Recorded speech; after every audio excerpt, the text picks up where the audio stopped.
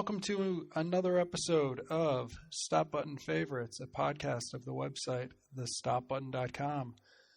My name is Andrew Wycliffe. My website is thestopbutton.com, and Stop Button Favorites is a monthly podcast with an audio commentary of some movie I've written about on the Stop Button that is a favorite.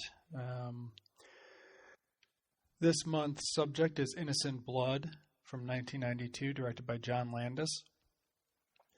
It was suggested by Philip O'Neill, I think because Innocent Blood is a weird movie for me to like. Maybe. I don't know. I mean, I like it a lot, so we'll get to that in a second. But I'm watching the iTunes rental just because it's widescreen, and the only way to get Innocent Blood widescreen in Region 1 is through Warner Archive, which I have not yet done because I have a perfectly good Region 2 widescreen, or Region 4 actually, widescreen Innocent Blood that I got many years ago and I've been happy with. But the PAL speed up would make it difficult for someone to listen to the commentary. The iTunes rental runs 1 hour, 55 minutes exactly. And so, if you're on something else, we'll try to sync up off the Warner Brothers logo, which is going to be starting in a second because I'm hitting play right now. There's the Warner Brothers logo.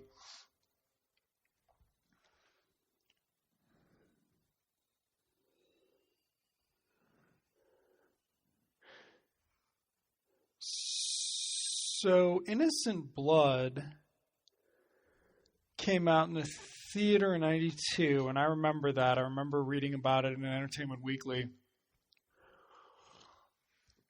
92, I would have been 14. It bombed in the box office, so I never would have had the chance, but I did see it pretty immediately upon VHS release.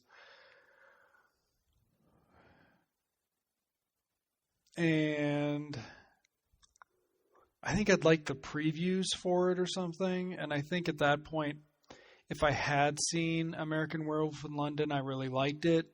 And if I hadn't seen it, I thought I should really like it, even without seeing it, because it was so renowned at that point. The Howling had sort of gotten crappy sequels had ruined the memory of The Howling, whereas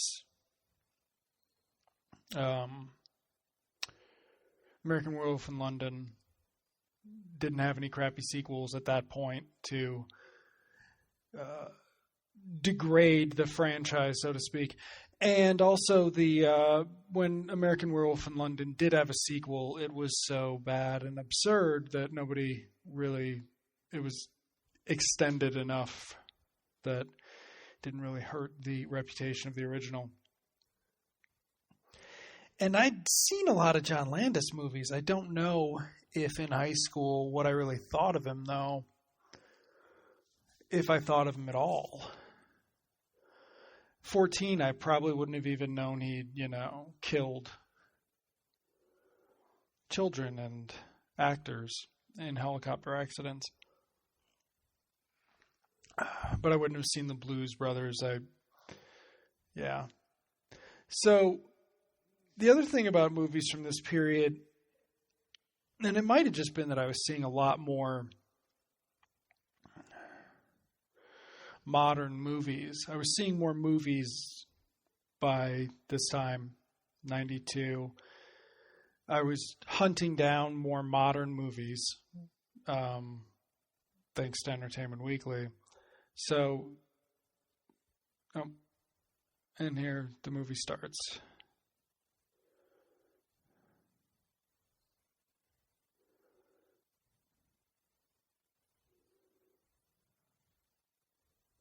So I had probably not seen La Femme Nikita at this point either. Or if I had, I saw the dubbed version Does anybody remember that? There was a dubbed version of La Femme Nikita. But I like, this would have been in the period when I was reading, what was it, Fred Saberhagen's Dracula books, and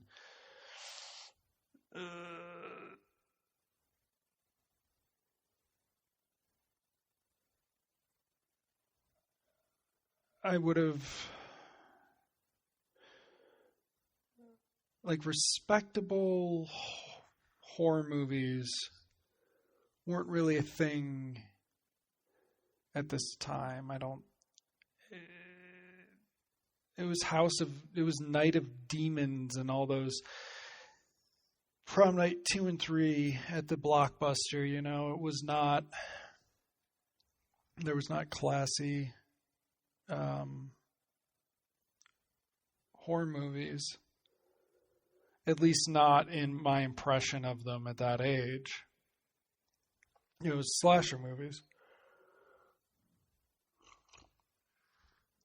David Proval, who I never feel like gets enough credit.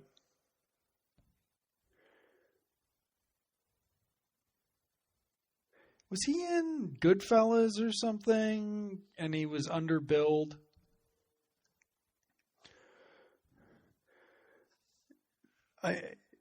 He's memorable enough that before I had seen this again the last time, I wonder if that was just a Godfather.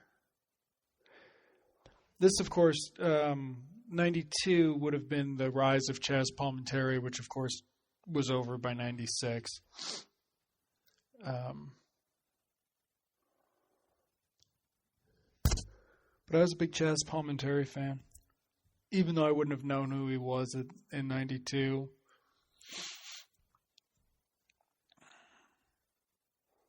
The next year, of course, was Bronx Tale, 93.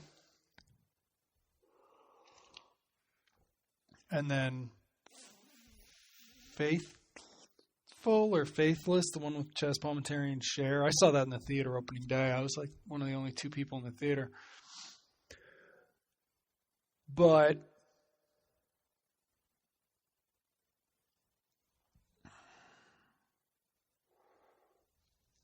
and Anthony LaPaglia. This would have, I think, was the first thing I saw him in. There wasn't really a lot to see him in. He did an interesting noir with Mimi Rogers. I can't remember what it was called. Matt Craven was in it. I need to see that again. That was sort of the rise of, that was like 95, 96.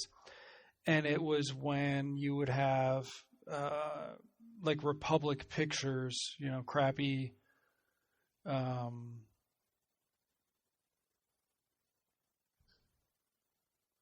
I swear I just saw that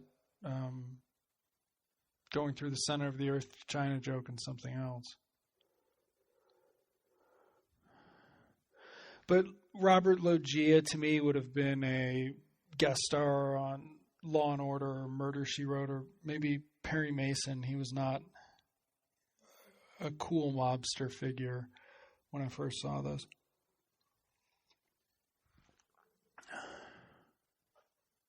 And then there's the guy from The Sopranos over there. But since Goodfellas came out in 90, I really didn't see it as affecting cinema that much. This was... this is going to be good in a second, but...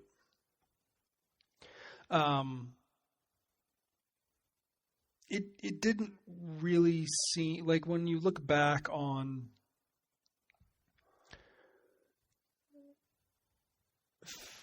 film of the last 30 years, it's like Goodfellas still stands out, whereas Casino doesn't.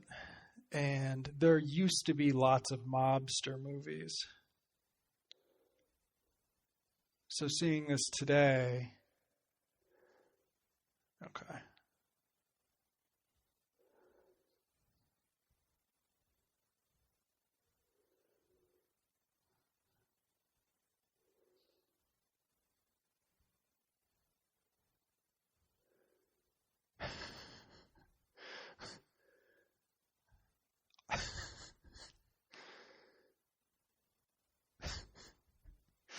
So, I mean, to some degree, and this plays in with Goodfellas too, why it was so popular, is that the humor level is very 14-year-old boy.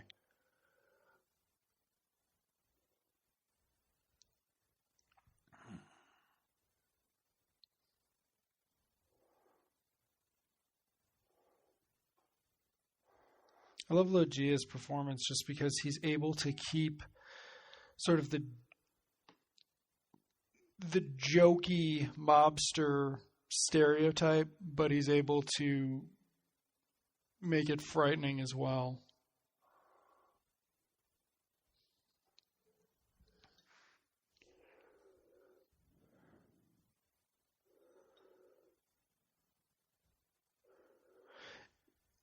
So the last time I saw this, I think was last year, maybe at most 2 years ago. And I hadn't seen it in, so it's like 2000. I hadn't seen it in about 12, 13 years.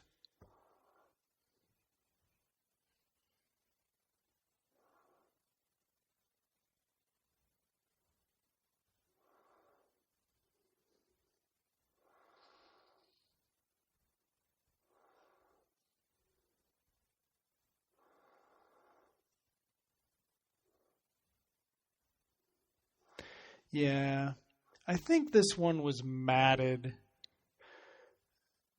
Certainly not spherically shot.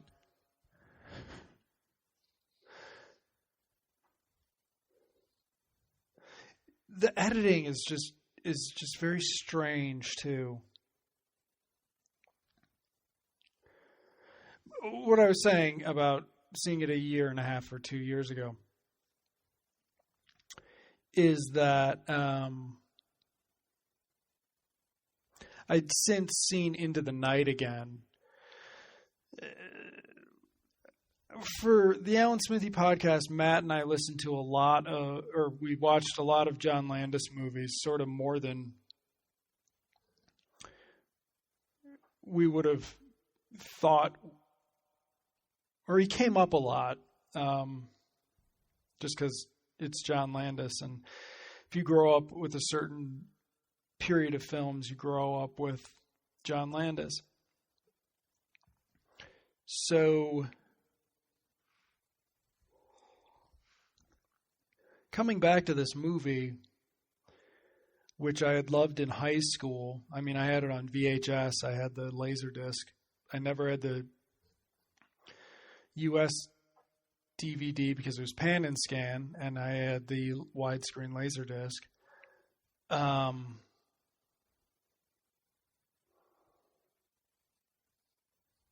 I didn't really know what to expect.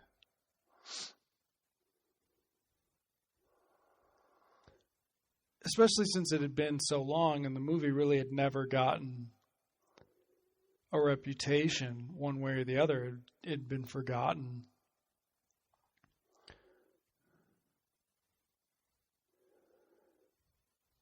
And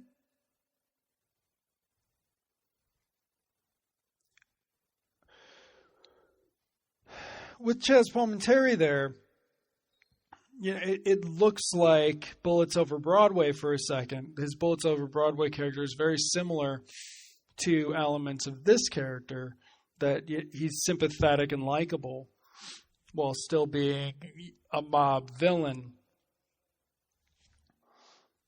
So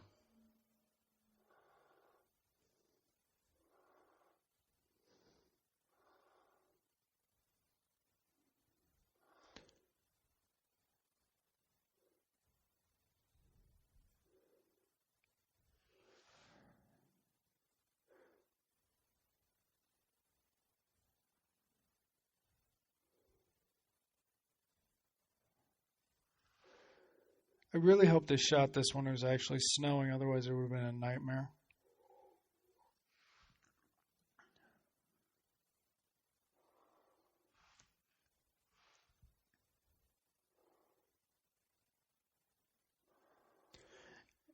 this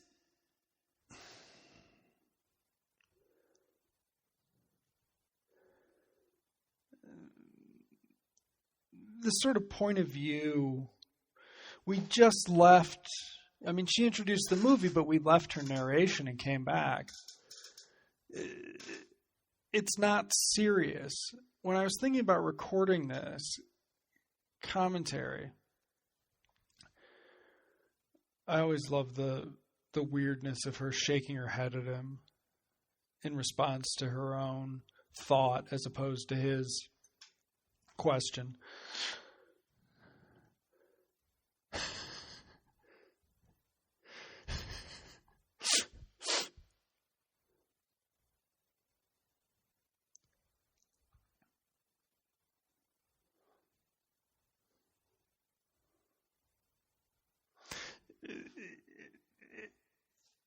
Innocent Blood also, of course, has the thing with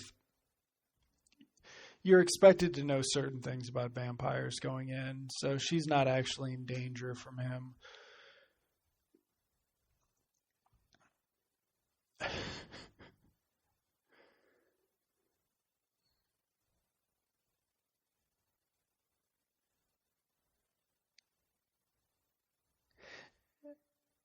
Oh, anyway, so when I was thinking about recording this commentary, I was apprehensive just because it lacks a certain scale of something to talk about. Like, I can't really talk about Landis' shot there. But then I thought about how it actually is something of a slapstick, not slapstick, screwball comedy.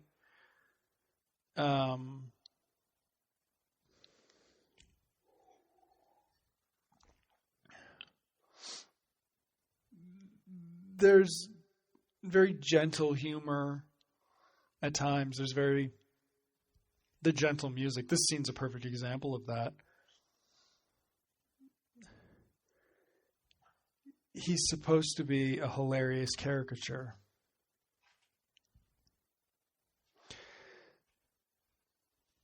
And I can't remember what the previews were like, but they certainly,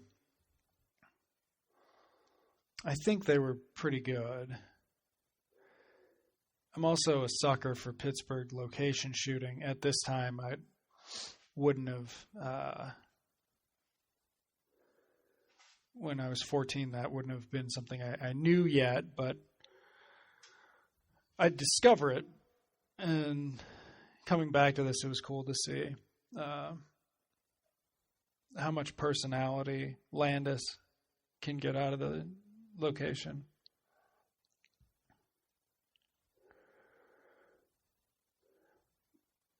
But you see how far the camera was away from him there? Here, this shot. He's acting to the camera, which of course it adds this nice level of artifice to the movie that really makes it fun in a way that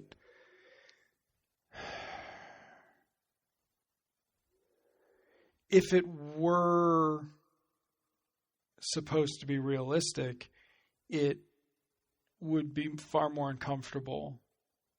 But Landis isn't going for any realism. He's going for an absurdly realistic situation, undercover cops and vampires, and it's with, mobsters. And instead he's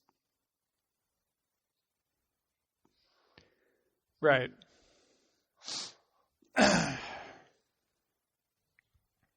It just became the Naked Gun version of Cat People.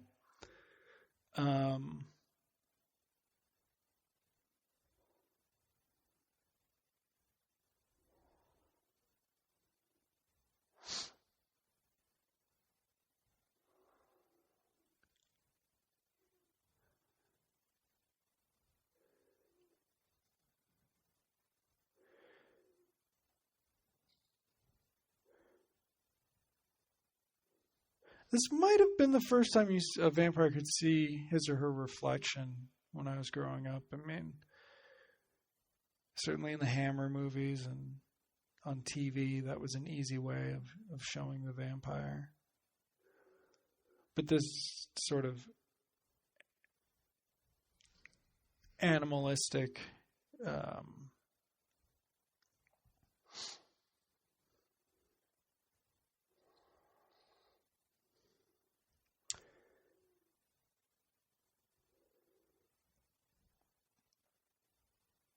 it was just different to see then.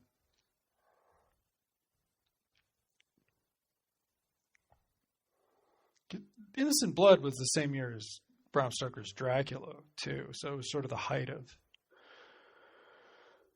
vampire stuff in the mainstream.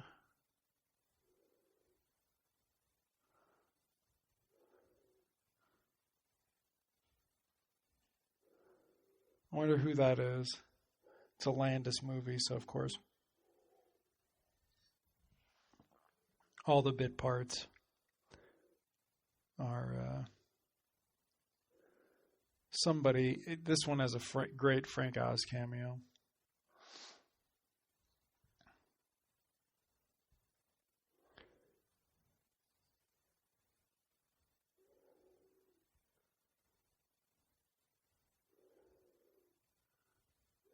And here's Angela Bassett right before she got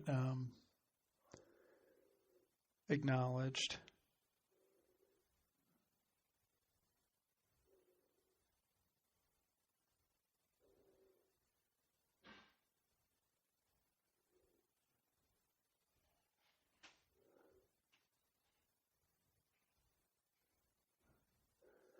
But Landis just did the same thing. Oh, I mean, Luis Guzman's in it. Like, how can you not love it? But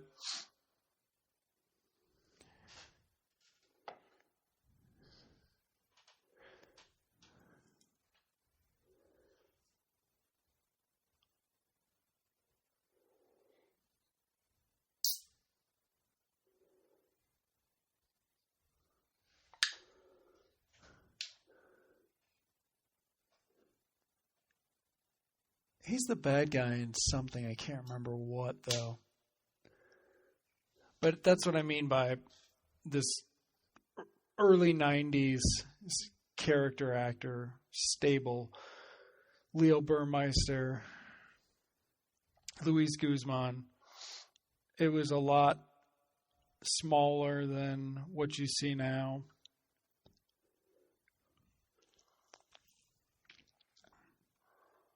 Because really, when I think about modern movies, they have far smaller supporting casts than something like this. Unless they're big event movies, it's like they've got to have a more restrained cast for budget.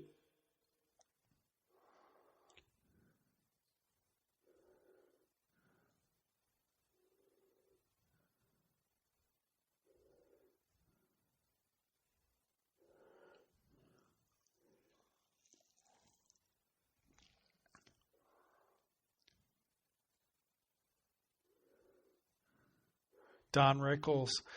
When I would tell people to see this movie,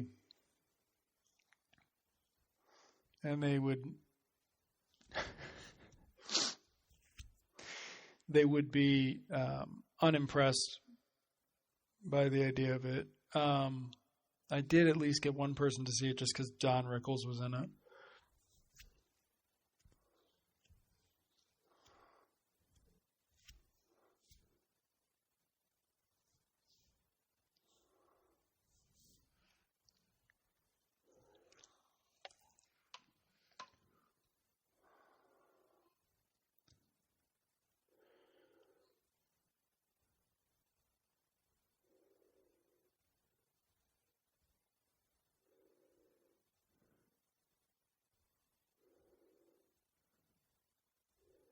That's Tom Savini, I think. The profile shots are just strange in this. And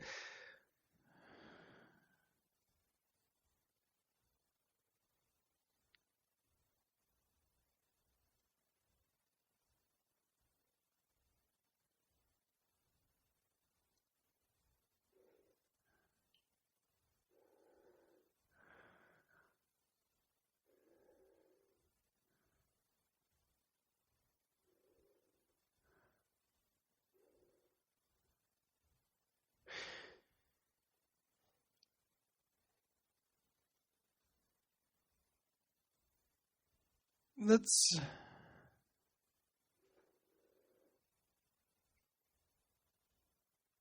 another weird thing about this is that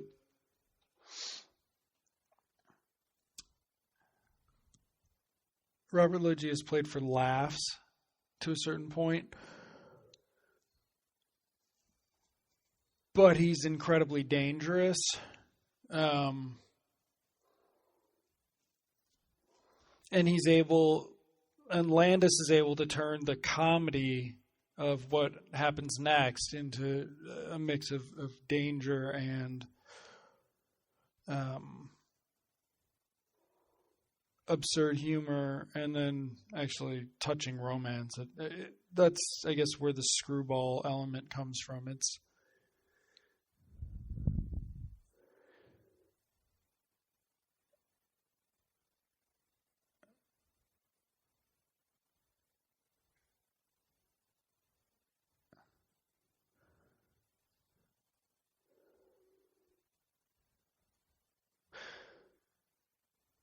But again, I mean, talking about the pacing, we're 25 minutes into the movie, and she really does not feel like the protagonist yet.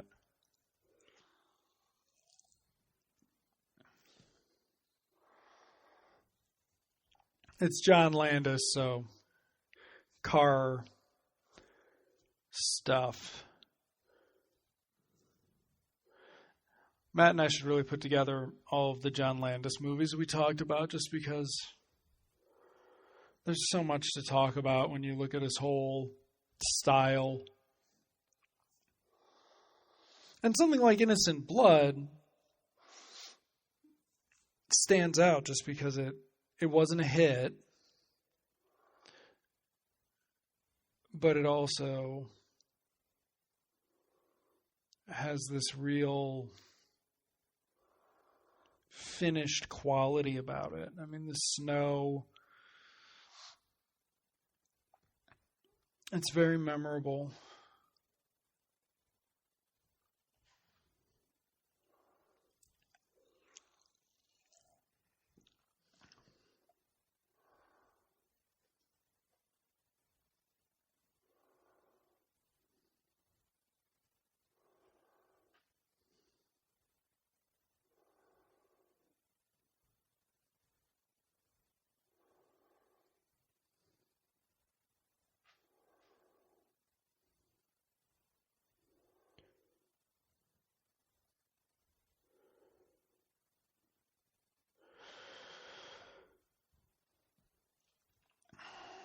Shades of foul play. But again, see, he's not incompetent about it. He actually can operate all of his love shack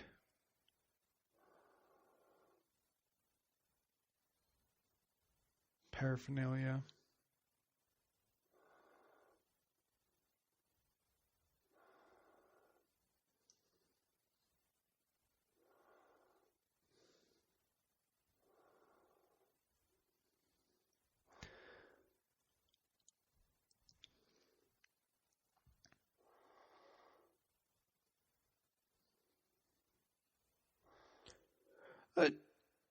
The screwball comparison might also just be that everybody in it is a lot more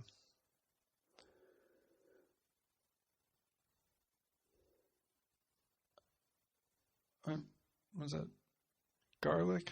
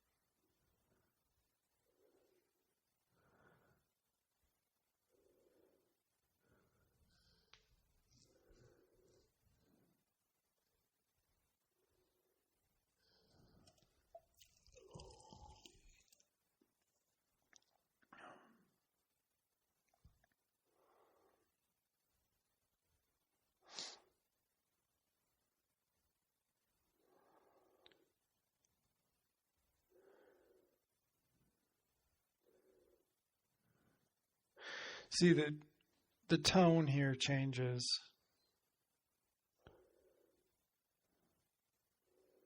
The humor's sort of gone. The mirrors are really playing in. Everybody saw this as John Landis doing a vampire movie in the way he was doing American Werewolf, redefining the genre or whatever. But it's not.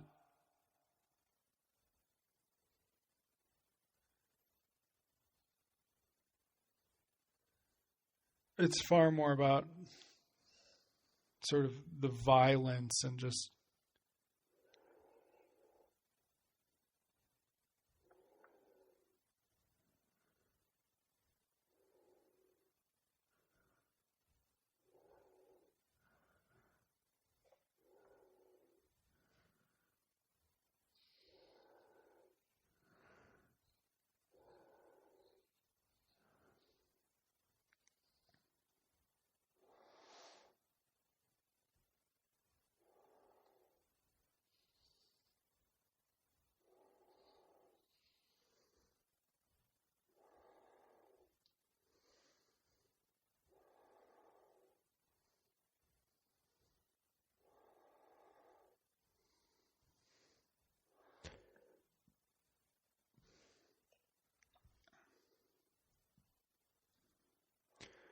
so 35 minutes in, and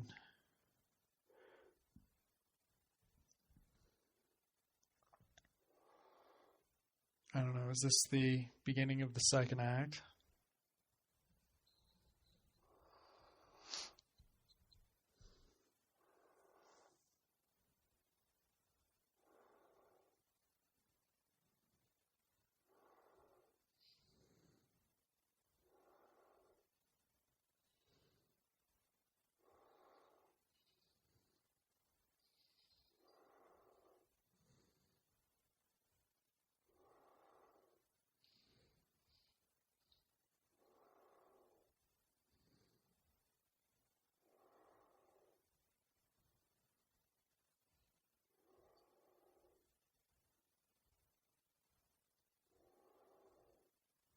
And there's one of the Hammer Dracula movies.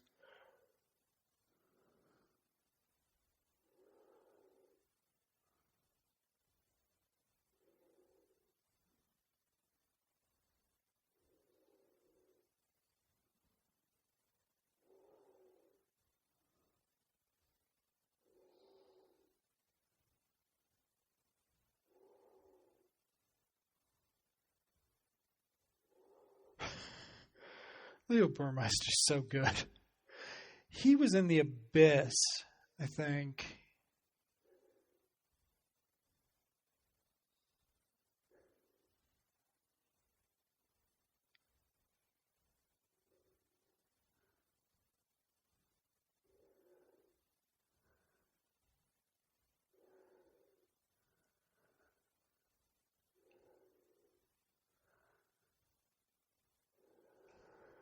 The films of Luis Guzman should be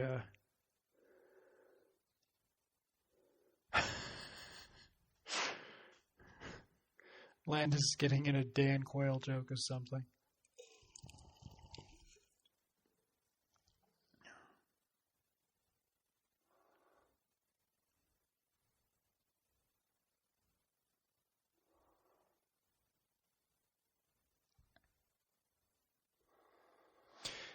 So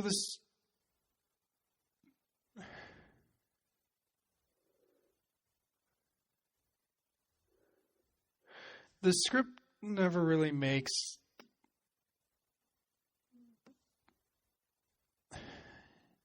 the undercover cop thing realistic enough.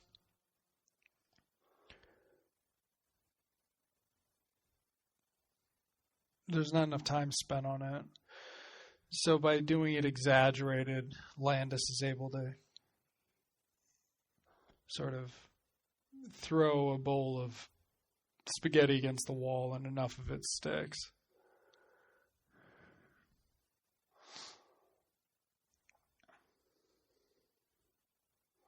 Is that Dennis Franz?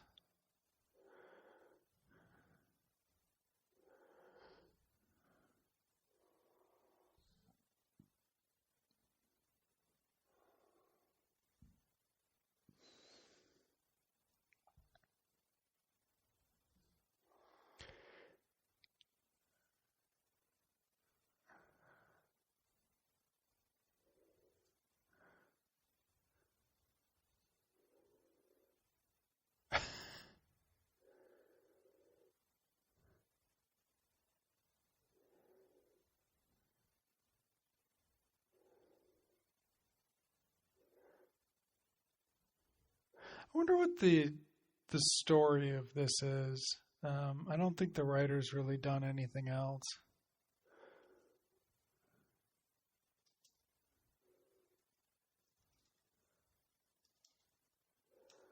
As I quietly try to look that up.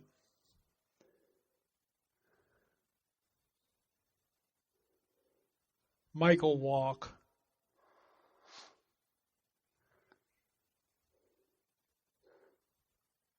Who's done nothing else. I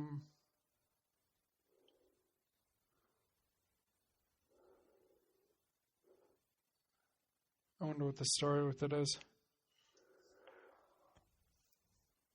Was it ever more serious one way or the other?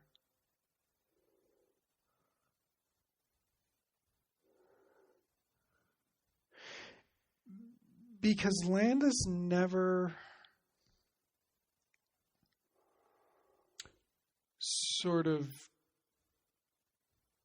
Landis always was adept at this point anyway, commenting on movie tropes, and not if he was doing spoofs, they were far more thoughtful than like the Airplane guys. So he never really encouraged that with his film choices, though. He never really played it up too much.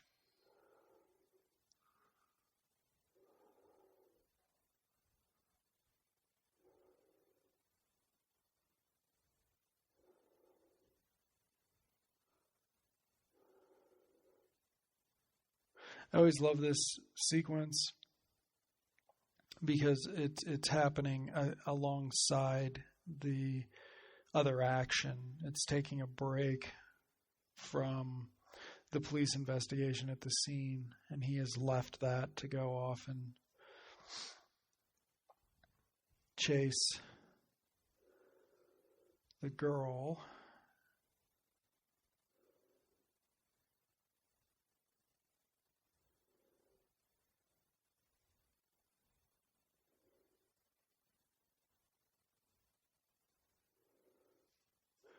And of course, she's in a church, which should be a no-no.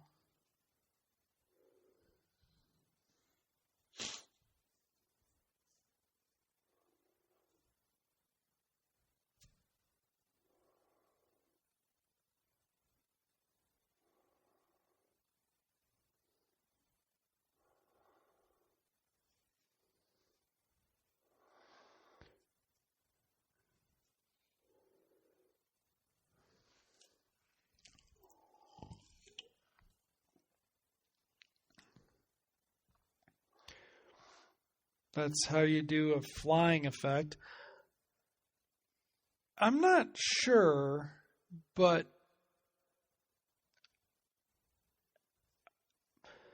I don't know if anything that's done sort of a full flying vampires, there's got to have been something that's done it since CG. I just haven't seen it. At this time, you just had to figure out how to stylize it, whether it was Lost Boys or Bram Stoker's Dracula.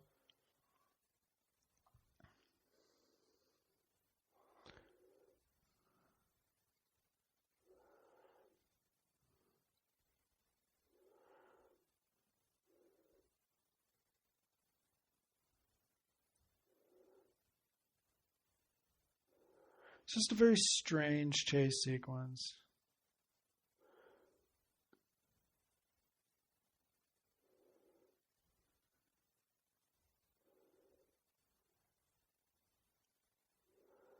Landis is constantly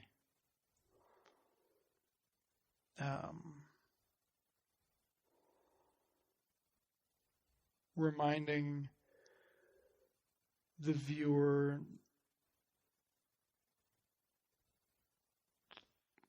to think, like, we're not just getting this cop chasing monster thing. We're getting, that's his dog. I want to watch Wonder Boys again all of a sudden. Anyway,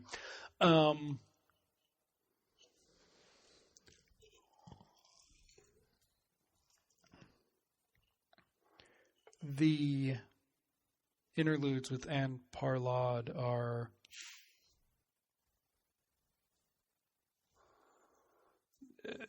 she still hasn't become the protagonist. We've shifted over to being Anthony Paglia, yet this story is going to need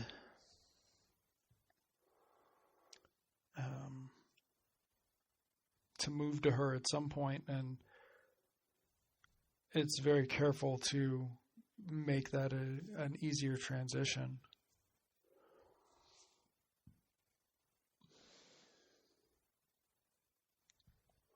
That the closed shower scene actually would have been a perfect point to do some more narration, and they could have even gotten away with it, but by not doing it, it's even better.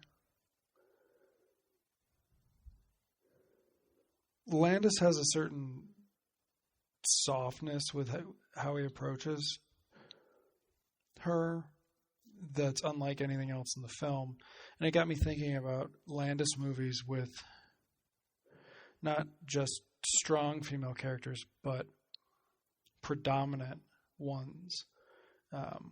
You can say Jenny Ottgutter is strong in American Werewolf, but she's not really in it that much. Here, and Into the Night as well, which is the other Landis movie that I really just love, there is a certain amount of, well, it's not a certain amount. There's the female character has is not just the subject of pursuit, whether it's Jeff Goldblum in that film or Anthony Paglia in Innocent Blood. She's also worth the pursuit, but also positioned for the audience in a different way.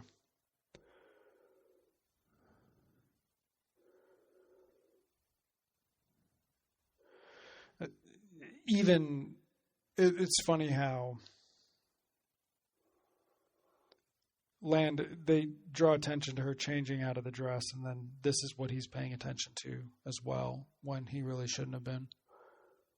Just like the viewer shouldn't have been.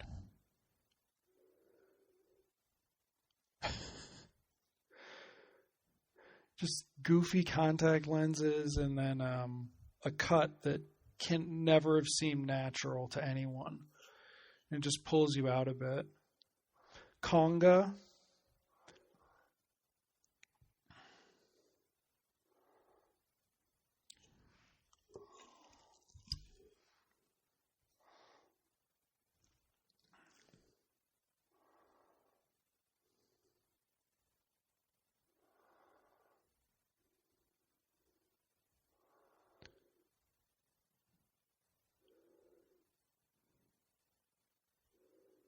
And here's Frank Oz. I actually thought that Frank Oz's sequence came at the end. There's some disgusting special effects, presumably. Well, not presumably, but I really should have looked it up to see if they were Tom Savani's. Excuse you.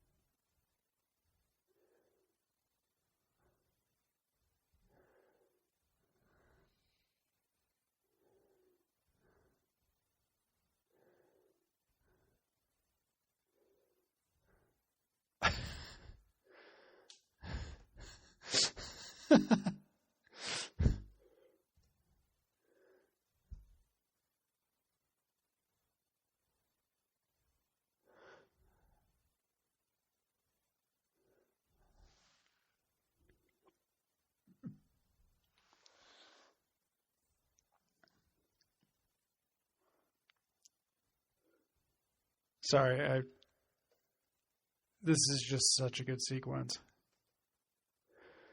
Here we go.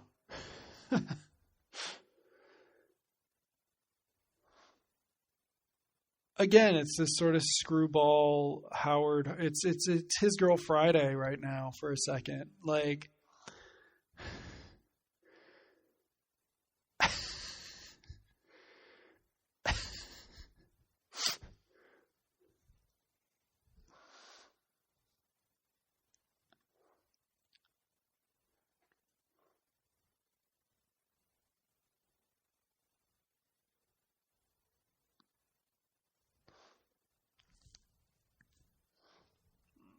is this Conga still? Another, sort of subplot of the film has to be just the stupidity of men, whether it's the mobsters or it's the security guard there. There's some of that Pittsburgh architecture that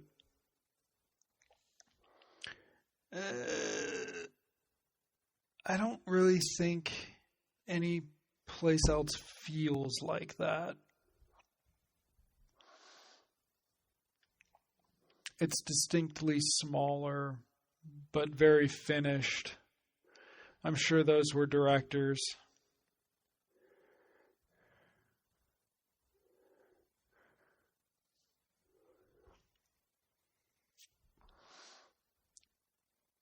There's your second. That might be Forrest J. Ackerman. There's your second swerving cars. Here is Anne Parlad in the Cathedral. I think that was the foreign poster, though she was monstered out at that time. The humor.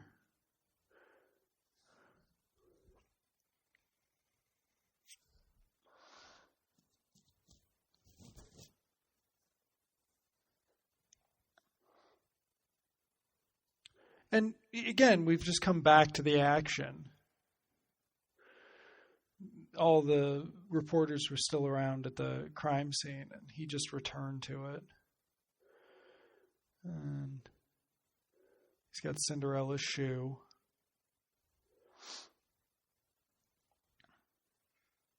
And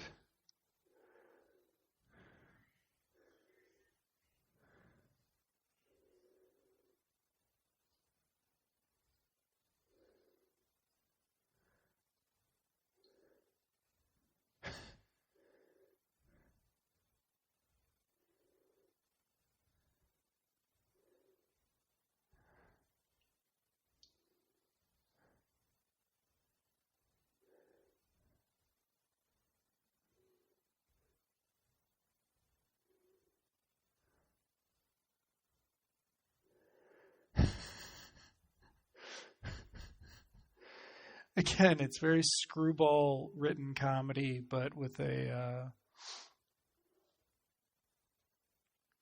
far different, very 80s and 90s comedy approach.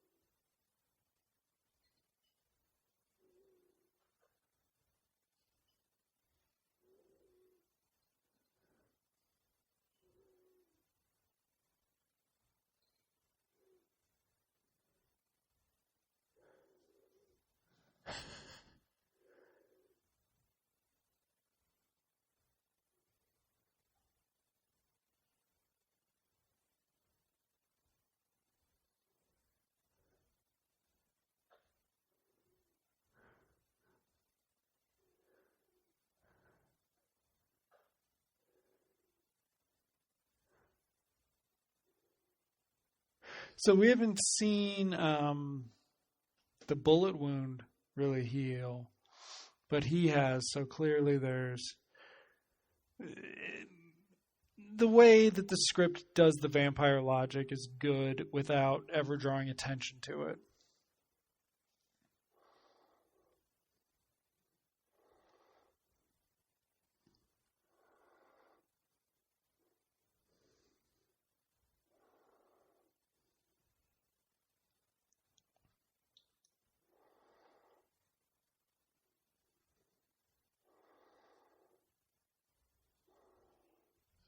There's also a show-off quality to some of the effects. The close-up on Logia there. I mean, Landis is showing off the makeup. Does the same thing with Anne Parlaud's vampire transformations and things. He really embraces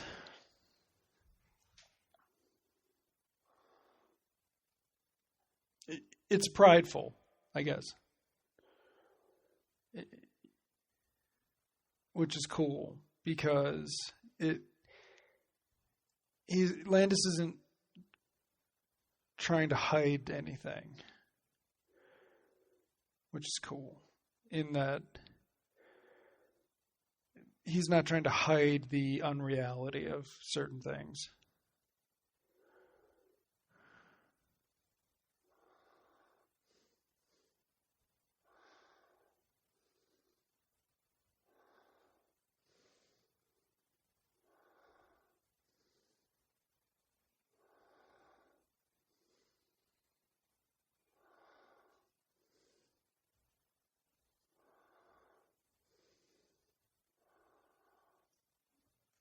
Again, really weird.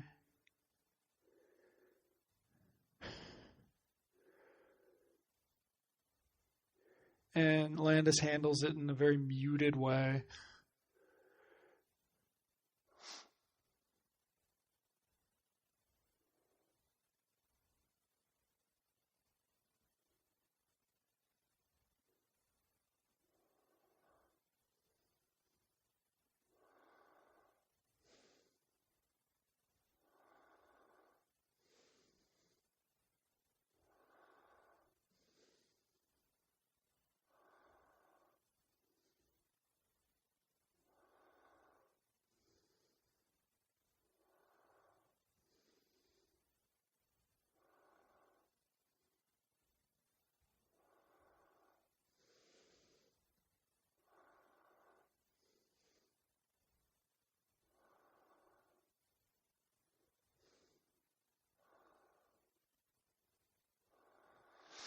Yeah, so even though it never gets into the vampire mythology, LaPaglia still comments on it. And then we have this very grandiose music. Excuse me.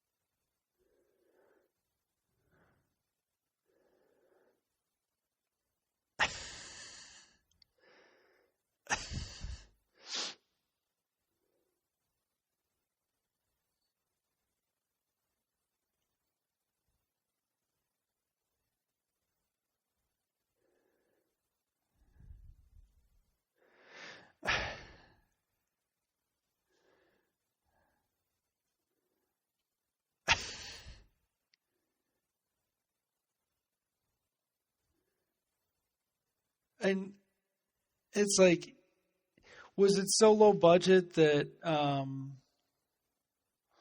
Landis couldn't get more coverage? So is the use of close-ups, really good use of close-ups, is that budgetary or is that just Landis?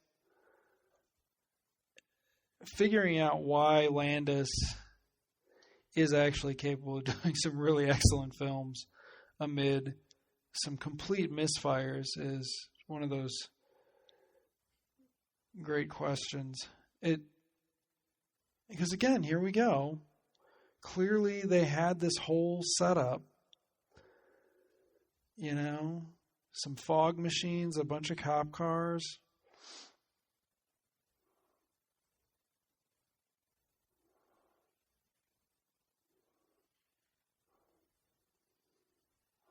It's using dialogue to move the movie along.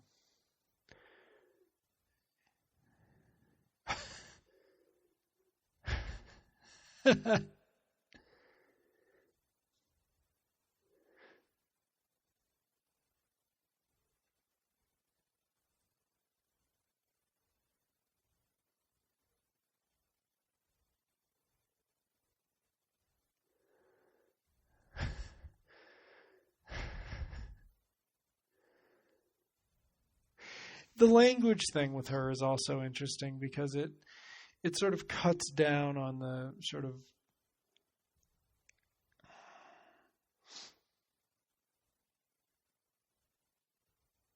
dialogue stuff, but she still has these wonderful little moments.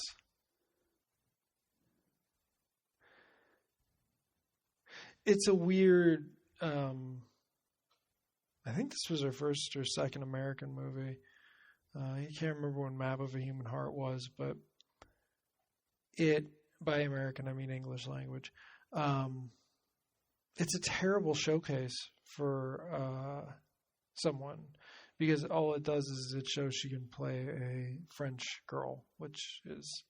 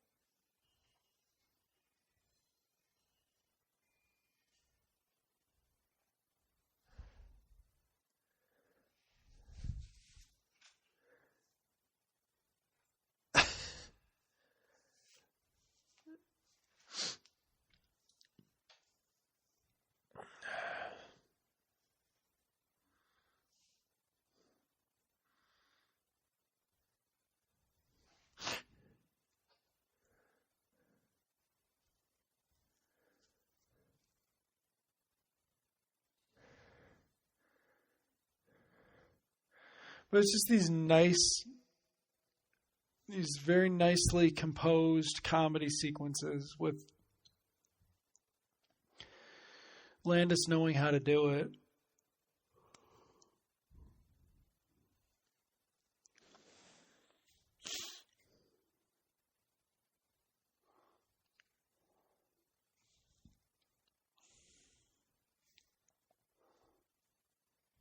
Don Rickles just hit somebody in the head with a shovel. It's funny.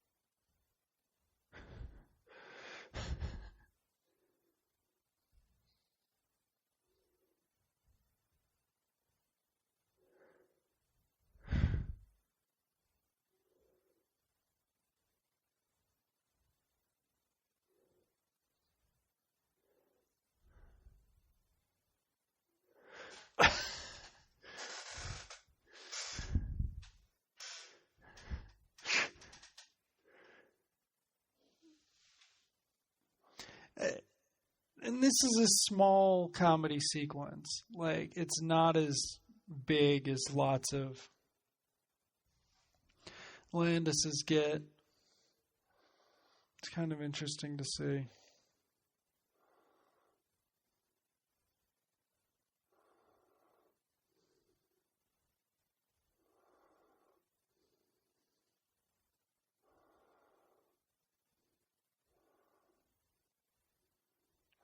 Even though some of this is incredibly familiar, at this point, when it sort of splits so equally between Logia and Paglia and Parlad, that I don't remember a lot of it.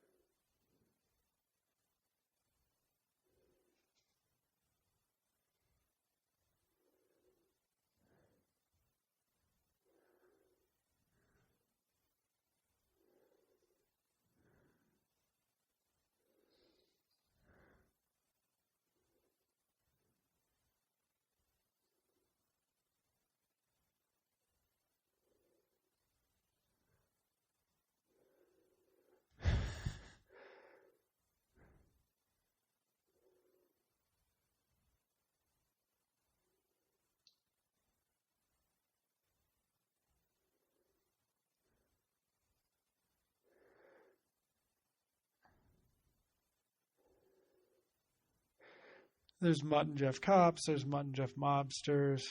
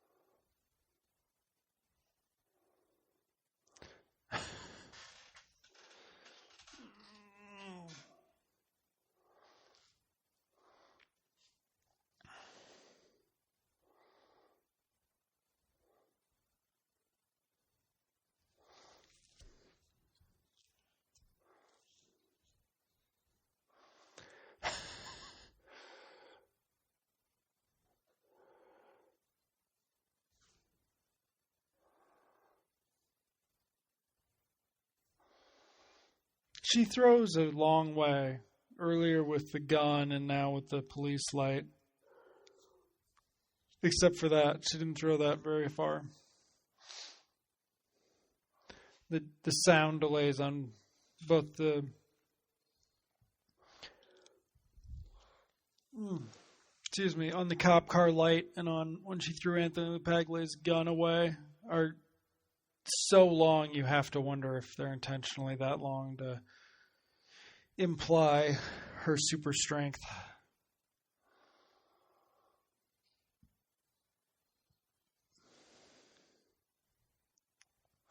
Landis had just done Oscar, which I've only seen once. And that was mob movie in the late 30s sense, so maybe he was just in a screwball kind of mood.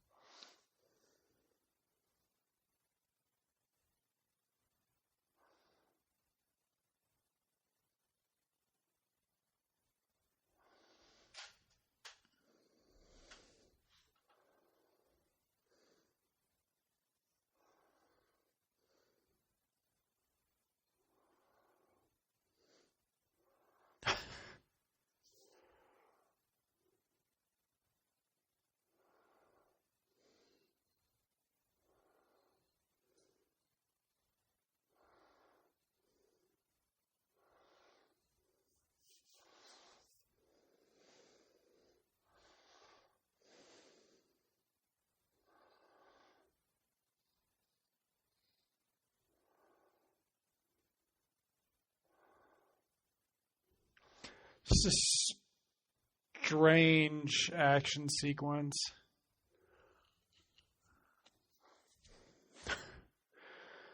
Again, some of it, is it budgetary? Is Landis with too much money a problem?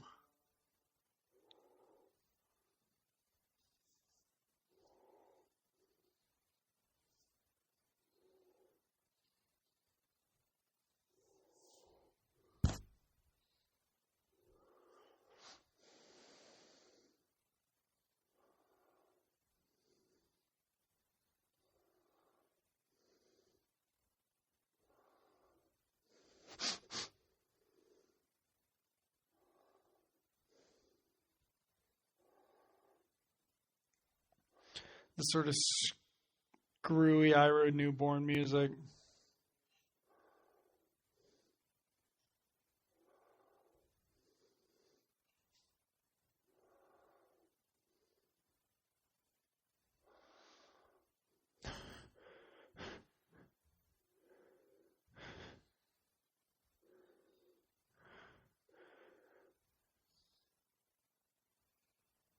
Car chase music.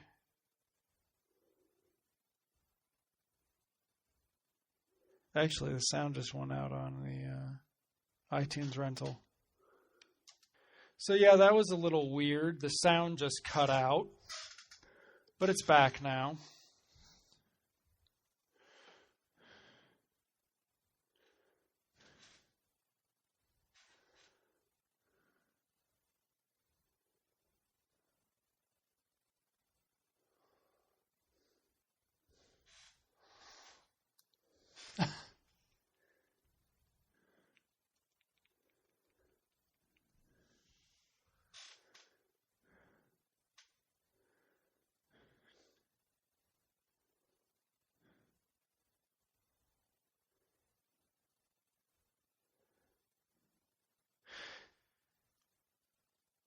And now we go straight into a car chase.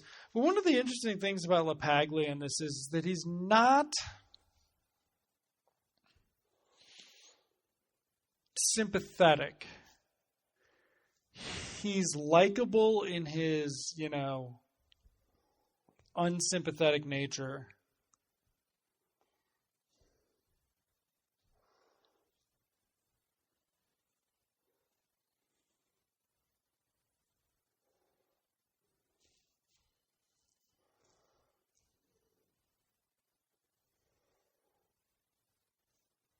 I remember the first time I saw this, I was so confused. Was that the third instance of swerving cars? And I think him lighting on fire was part of the trailer.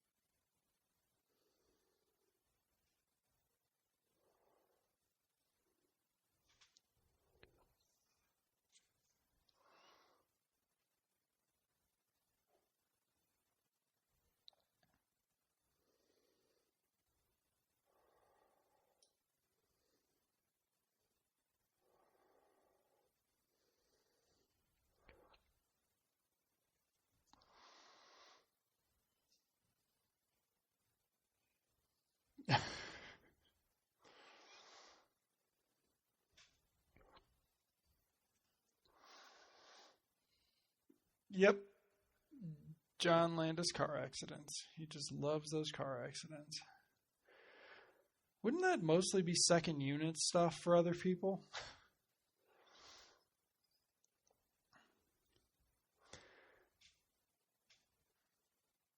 Oh, and now Sam Raimi's in it. That's right. Which is only fair because in some of the POV shots, one sort of sees Evil Dead influence.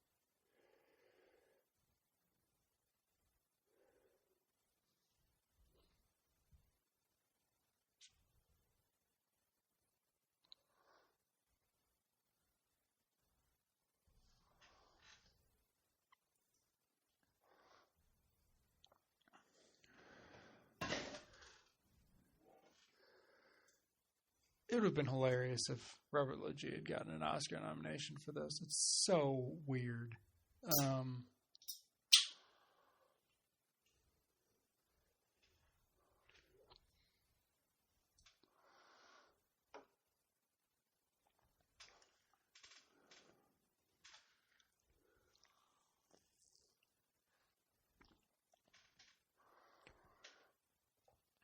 It's like the most lengthy motel check-in.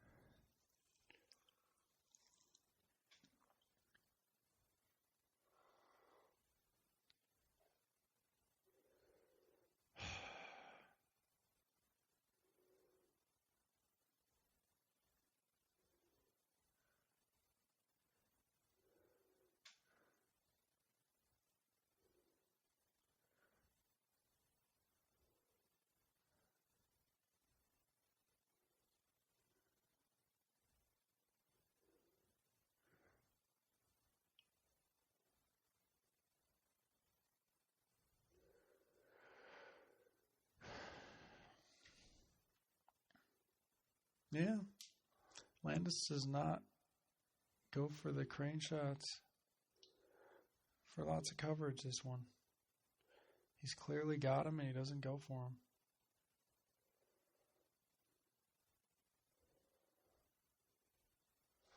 Obligatory 90s R-rated movie sex scene coming up.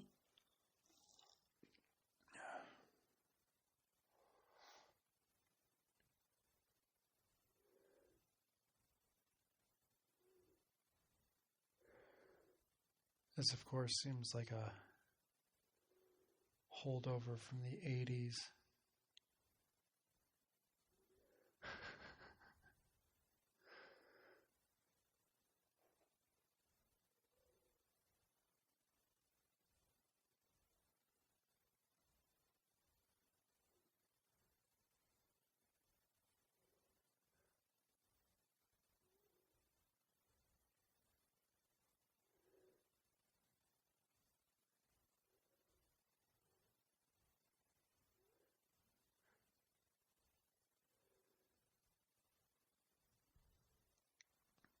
Again, very screwball comedy.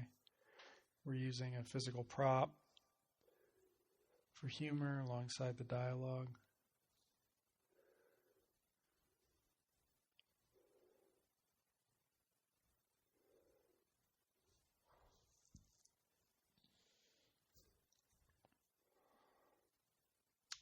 Man threatened by powerful woman.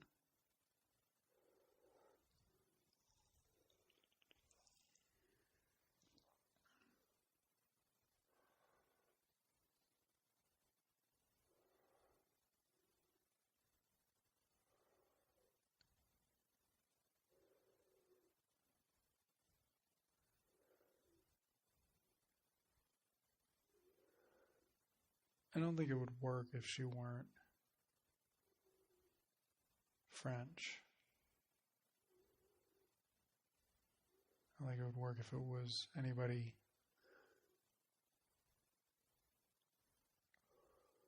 more or less forceful. And she has that very sweet look about her. And there you go. There's your Alfred Hitchcock cameo.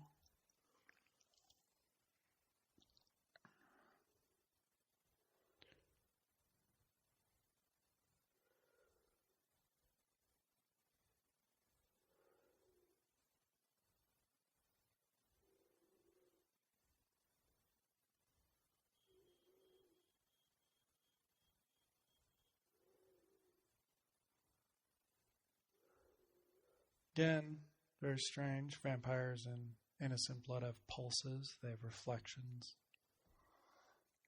They have marbly eyes.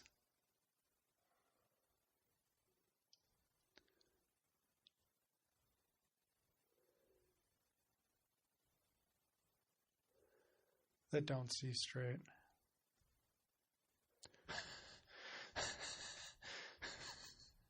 Sorry, I'm just remembering what this is.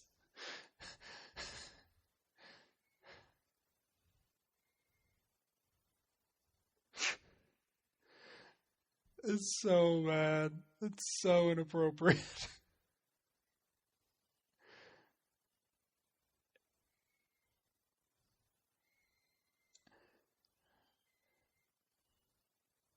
Oh, I love it.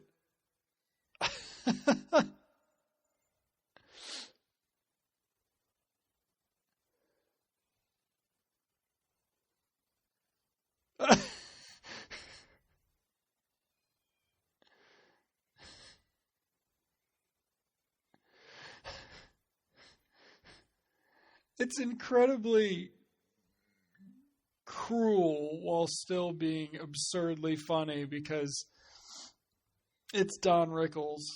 I mean, and it's so gross. I think that's got to be a cameo as well.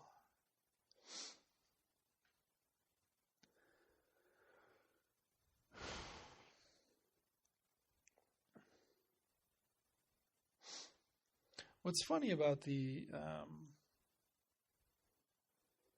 obligatory 80s and I'd say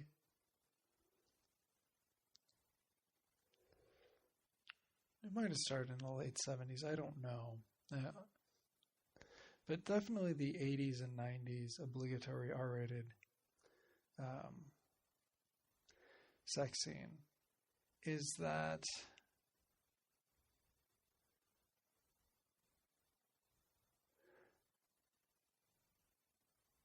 it's a lost art. Meaning, it's like nobody can figure out how to do it anymore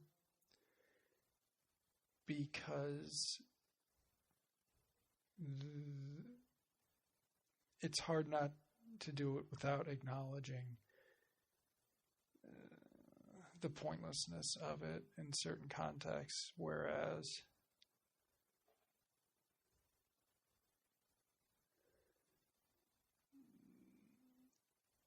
when people were sincerely doing it,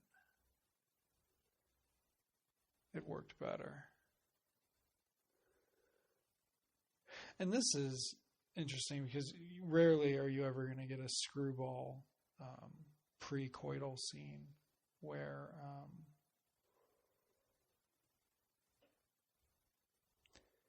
you've got a naked girl.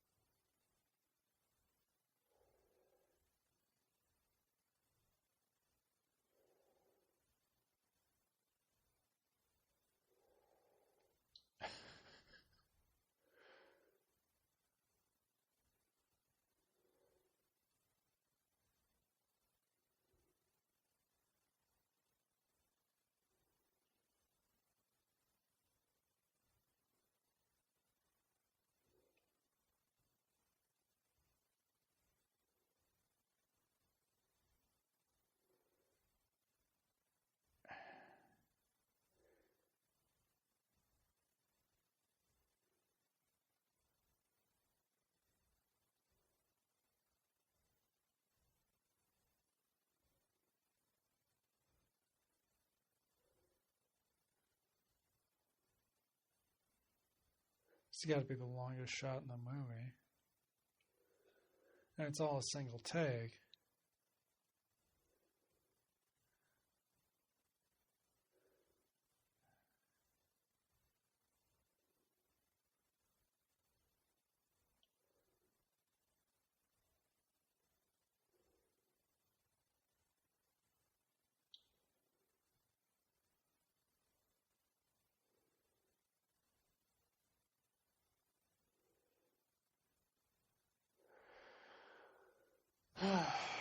It's probably the fittest Anthony LaPaglia ever had to be.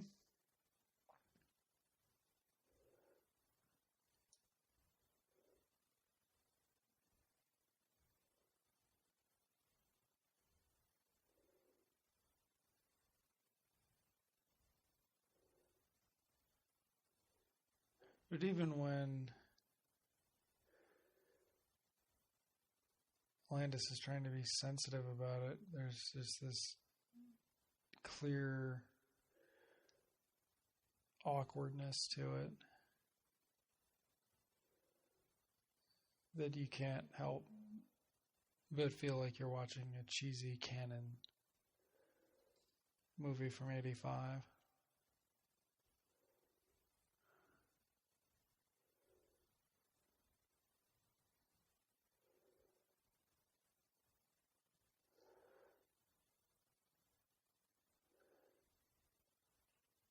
Because it's not really necessarily enough of one thing or the other to be effective.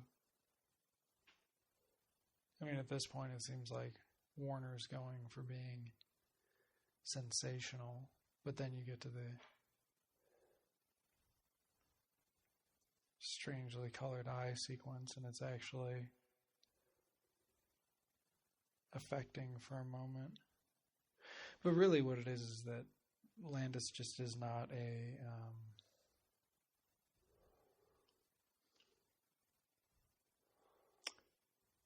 exploitative enough. I mean, in some ways, he doesn't think about it to the degree that somebody like Paul Verhoeven or Paul Schrader does.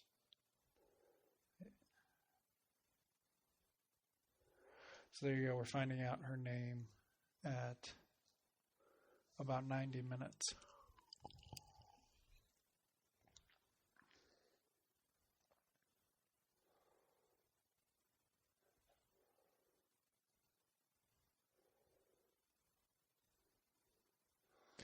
And we had to introduce all the mob sidekicks at the beginning because we're going to go through them by the end. And while people were sleeping the day away, David Provel was getting his foot operated on.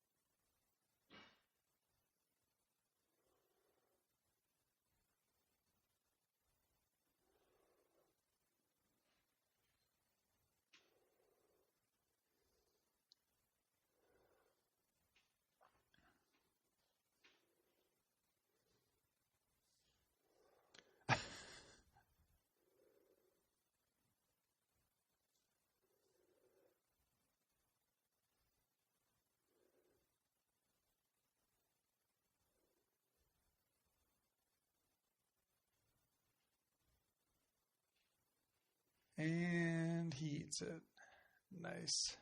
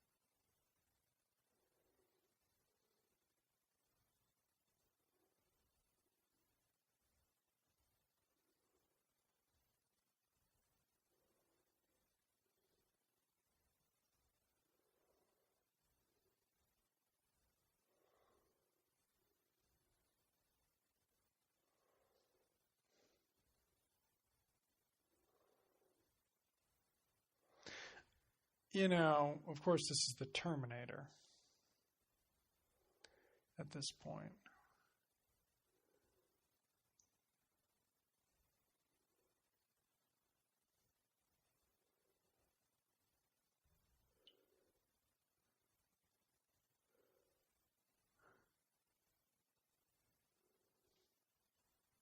Just so silly. I think Into the Night has a sequence very much like this.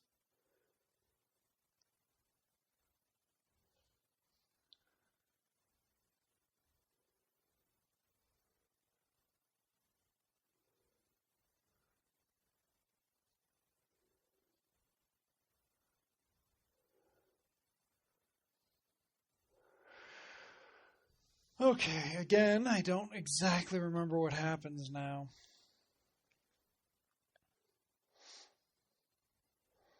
Is there a mass destruction sequence?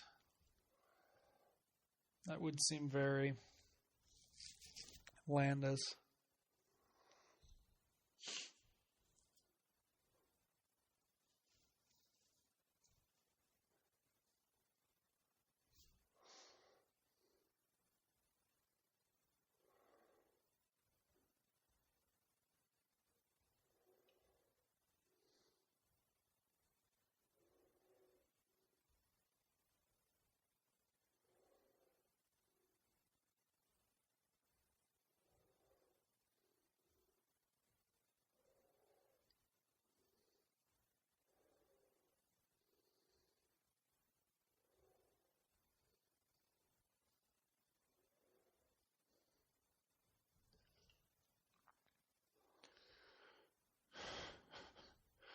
See you next Wednesday, playing across the street.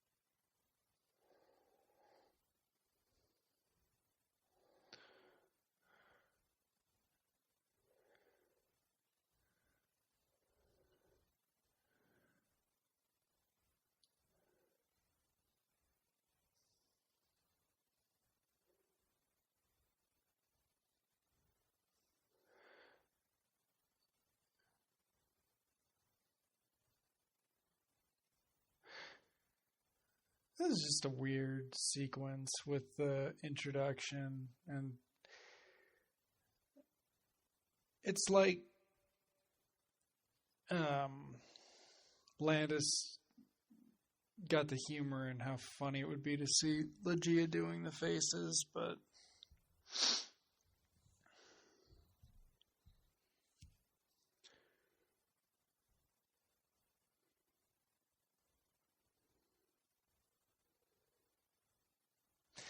the other problem is that the stuff with LaPaglia and Parlad's gotten so strong.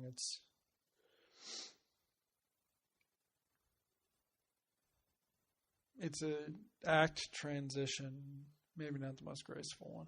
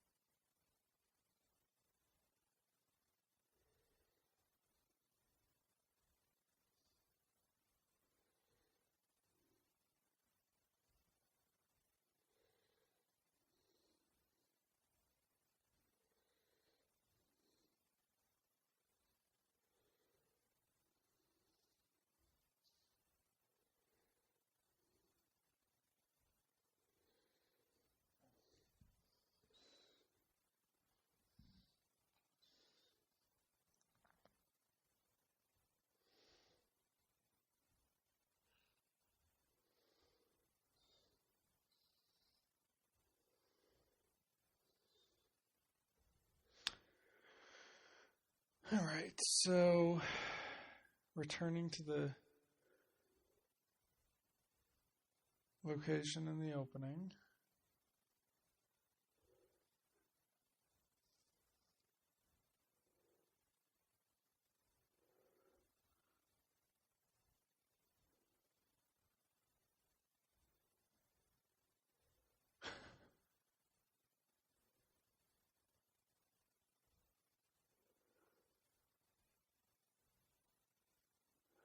This was definitely in the trailer.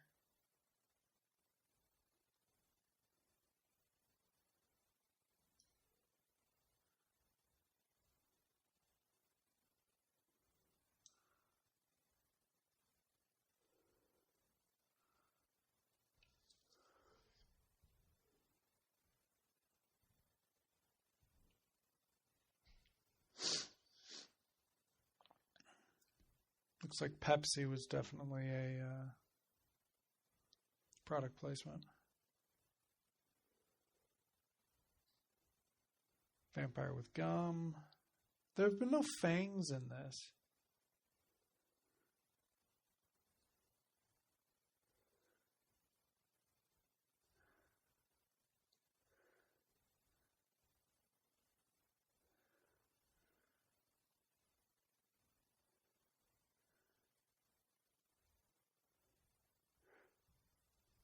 So we're amping up the danger factor.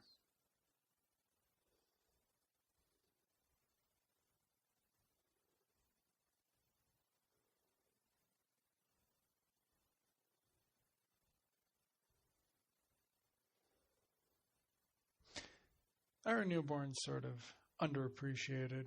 He's able to sell what he needs to sell.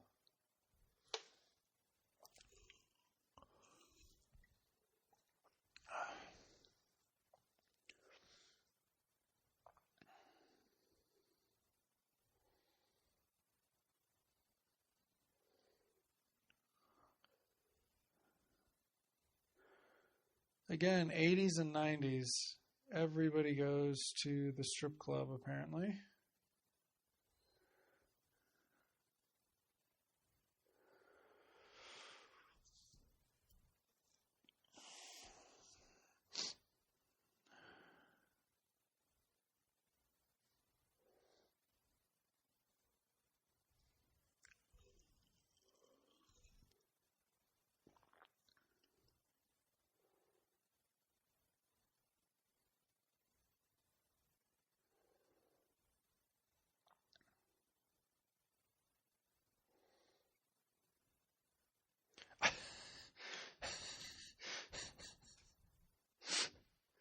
The Mutt and Jeff. Okay. Hopefully Mutt and Jeff don't die.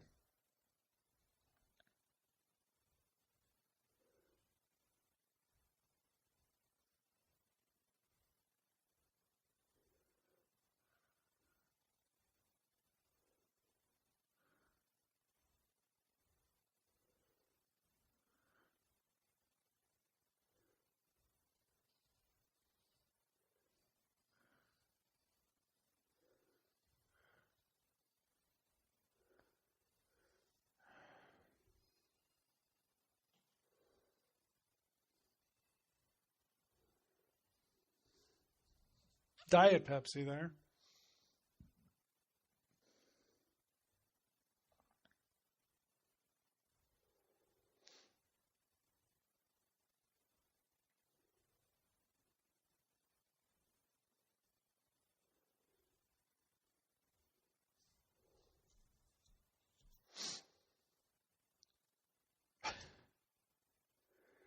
The cute moment where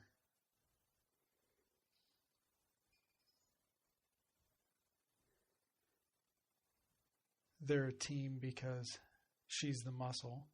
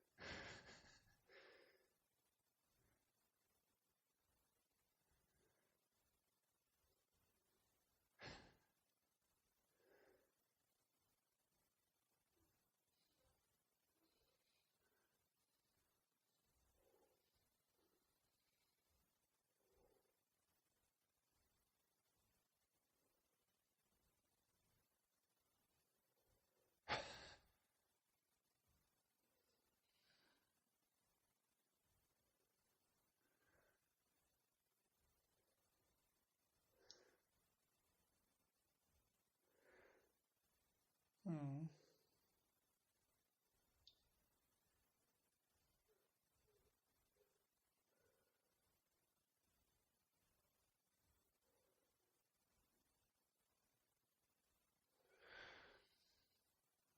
It's like they can't sense vampires or something either. Not a lot on the.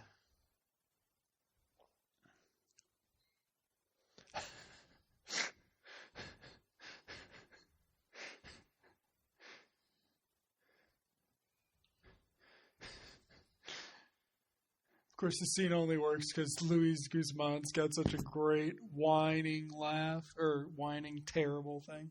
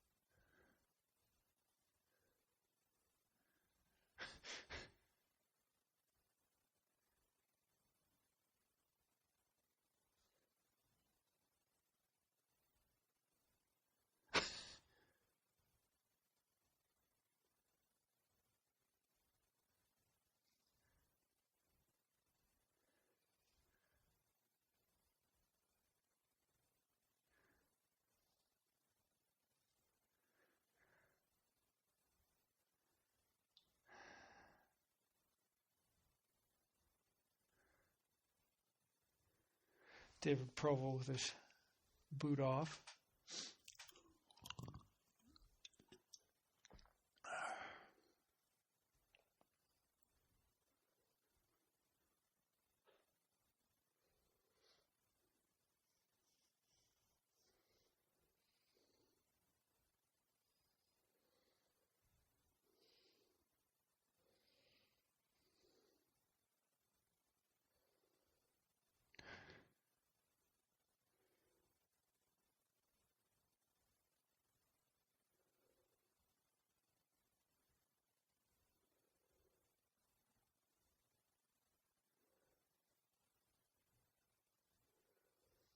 It's very clearly on the step to make her taller. Now we get back into the idea of the violence.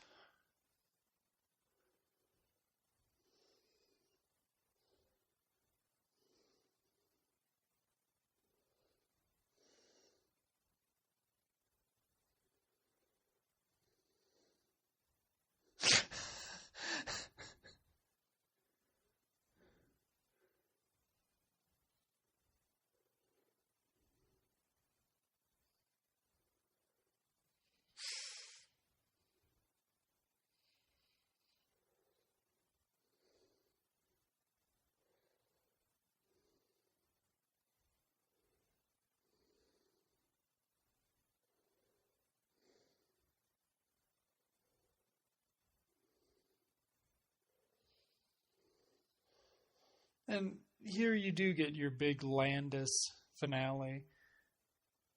But again, it's not as crazy as usual. It's muted.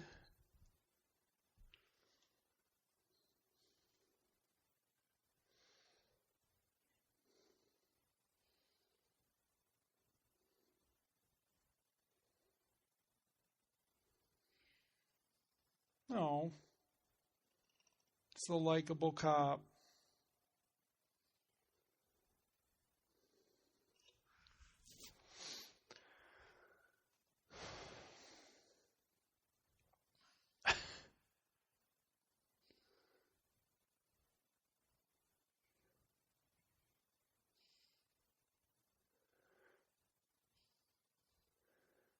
They must have filmed this in the middle of the night. There's just...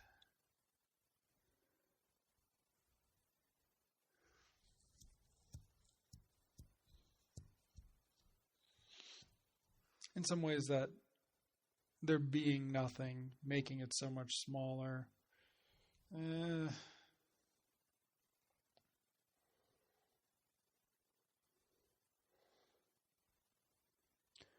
it allows for this feel,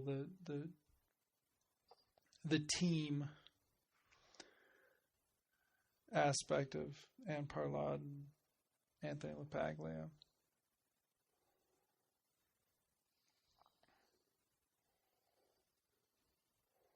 I mean, you basically just have a movie where the cop just blew up the mobster with gasoline that's usually reserved for an Arnold Schwarzenegger movie or a bad Stallone movie. Or The Terminator.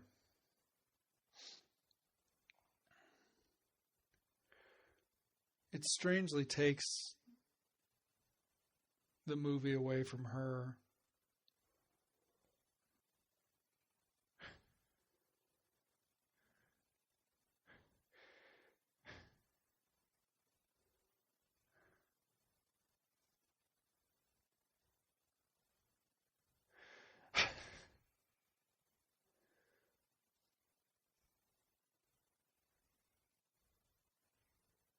I wonder how they did this pre-CG.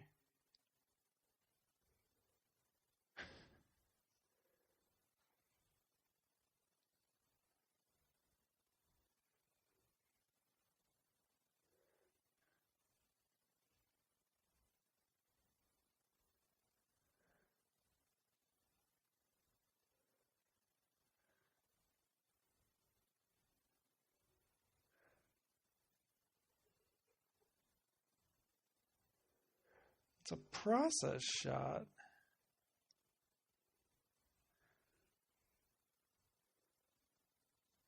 Okay, here we go.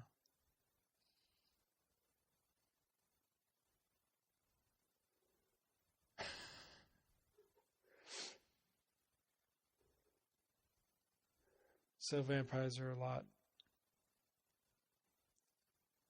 less sturdy in this. Now we have the big dramatic finish.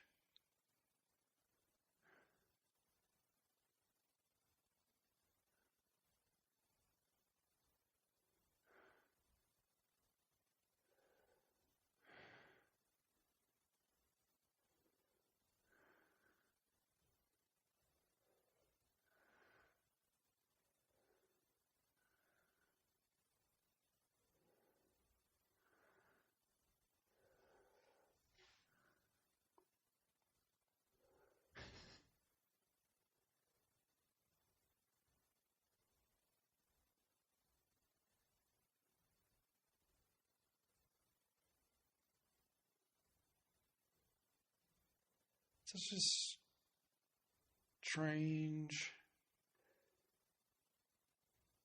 pacing of things. Convenient motel. Cameo as the desk clerk, perhaps.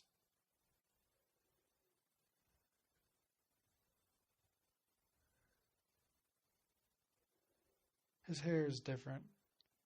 I wonder if it's a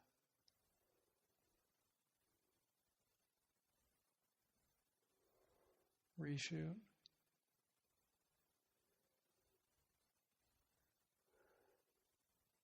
Very 90s dating jokes amid this very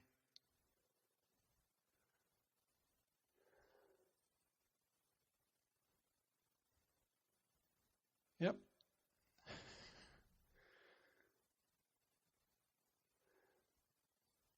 It's just a funny end.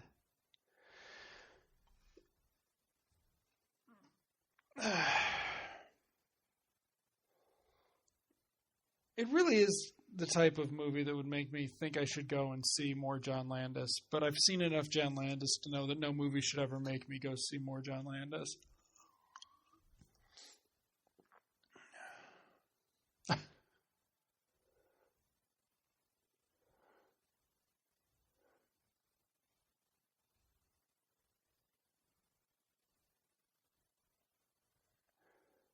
Like,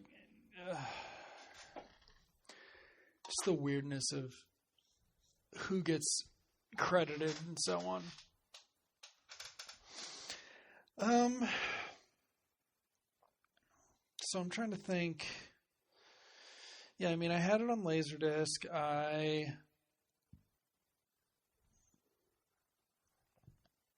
Yeah, it was Tom Savini. And oh wow, they credit the people on TV. That's pretty cool. Bela Lugosi. It was Forrest J. Ackerman. They he he credited Alfred Hitchcock. Um, so that like level of detail, I think by '92 people had given up on John Landis. He'd made one too many Oscars, one too many, even Spies Like Us. Of course, this is pre-internet, so it's not like Landis would have had the same kind of fan base that he would have had today. Directors rarely, people rarely seem to get possessive about directors today. I'd say that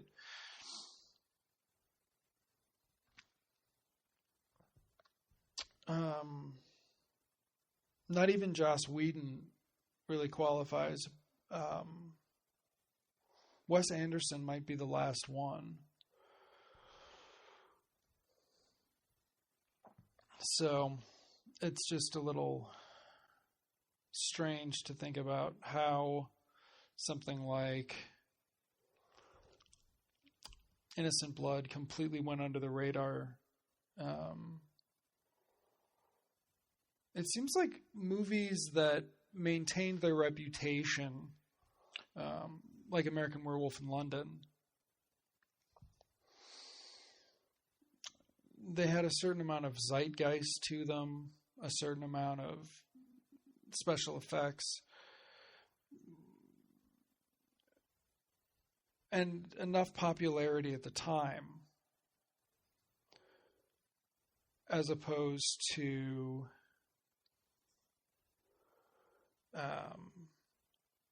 now when we are rediscovering things. Wish to thank Bram Stoker. Yeah. Innocent Blood, it's got a couple act issues, but I just think it stands up. I was shocked the last time I saw it, and this time, certainly not. This viewing certainly didn't change my mind any. Made me want to see more Anne Parlaud movies, and probably watch Lantana again, and maybe see something else Robert Loggia did, and figure out what that movie that David Provel doesn't get enough credit for. So next episode is going to be The Faculty, which is my own choice. Should be another interesting, rambly commentary. I apologize for the lengthy silences here. I hope that while I wasn't talking, you were able to pay attention to the movie, because usually it was when Landis was setting up some good comedy sequence, and I was just appreciating it. But once again, thank you for listening to this episode of Stop Button Favorites, and I'll be back next month.